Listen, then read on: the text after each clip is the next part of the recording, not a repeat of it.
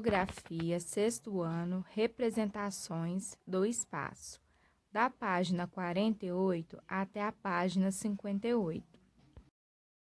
Conhecendo os mapas. Há diversos tipos de mapas. Alguns deles representam toda a superfície. São chamados de mapa-mundi. Outros, por sua vez, representam somente uma porção da Terra. Geralmente são desenhados ou impressos em superfícies planas, presentes no dia a dia de diferentes profissionais, tais como engenheiros, geólogos, geográficos, meteorologistas e economistas. Os mapas permitem conhecer e avaliar o espaço e o conjunto de elementos que compõem.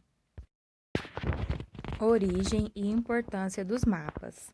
A necessidade de reproduzir em imagens os elementos do espaço geográfico teve início na pré-história. Neste período, as primeiras representações gráficas mostravam áreas de atividades sociais e elementos da natureza.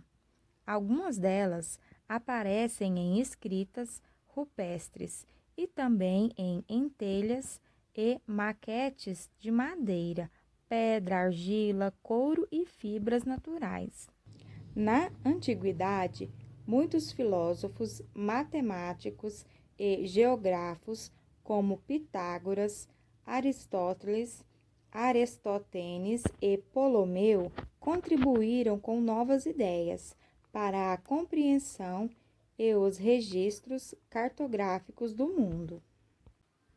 Ptolomeu, por exemplo, em sua obra Geografia, apresentou cálculos de coordenadas e pontos fundamentais da cartografia.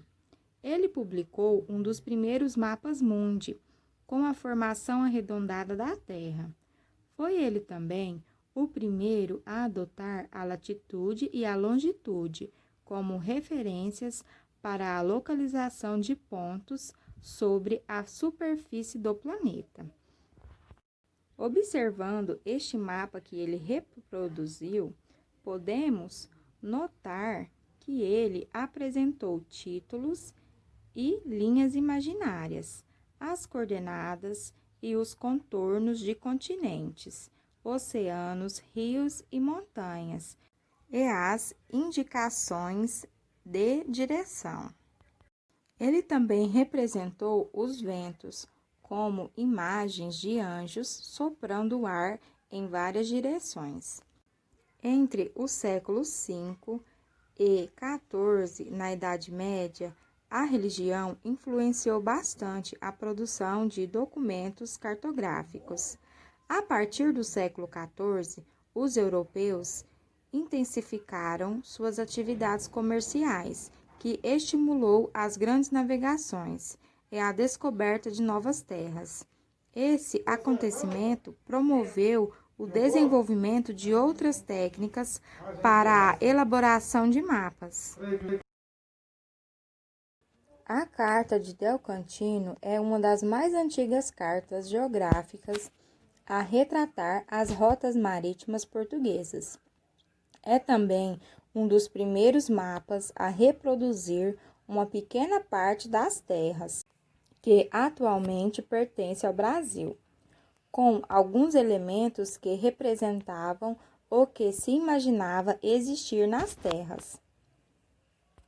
Mapas na atualidade. Durante muito tempo, os mapas foram desenhados à mão. Além de um documento, eram verdadeiras obras de artes.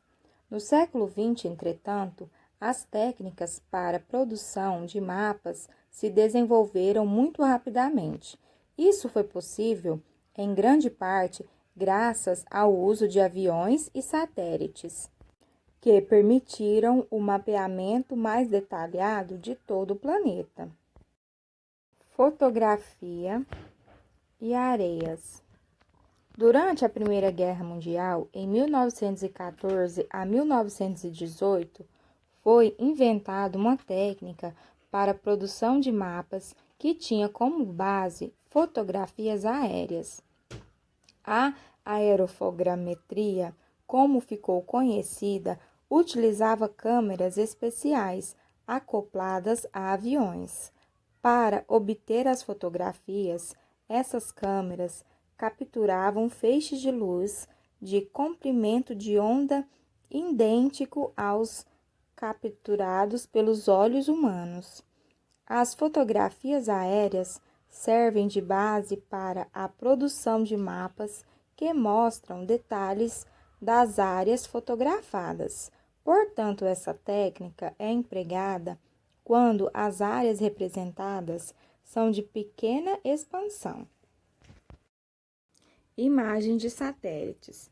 As imagens de satélites surgiram na década de 1970, quando os Estados Unidos colocaram na órbita da Terra o satélite Landsat.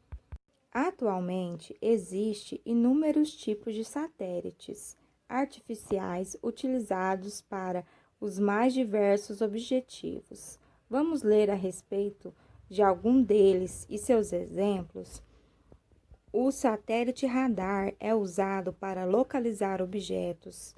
O satélite de comunicações, ele permite que sejam enviadas imagens de todos os locais da Terra para diversos tipos de aparelhos, como televisão, GPS, celular e computador.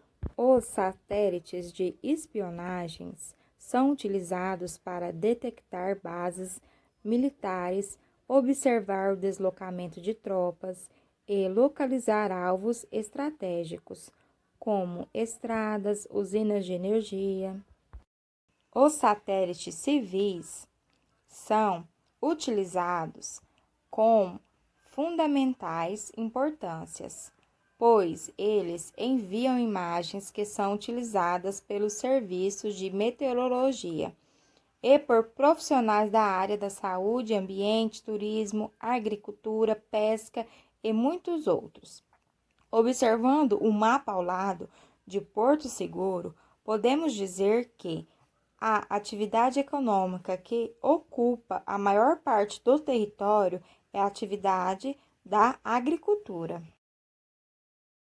Observando a diferença entre os dois mapas, podemos dizer que o crescimento desordenado e sem planejamento das cidades podem causar diversos efeitos negativos ao ambiente.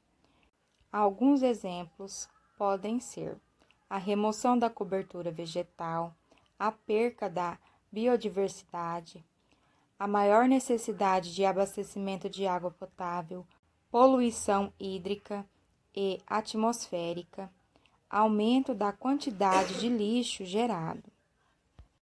Elementos cartográficos. Os mapas são compostos por elementos como linhas, cores e símbolos.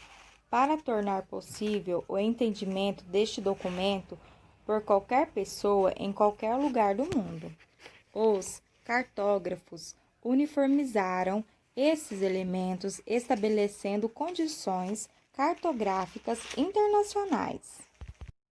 Uso de escalas. Escala é a relação entre o tamanho do espaço real e a reprodução feita para representá-lo no papel. A escala numérica. A escala numérica, como o próprio nome indica, é representada por números. Por exemplo, 1 dividido por 1000. Lê 1 para 1000. A escala também pode ser representada das seguintes formas.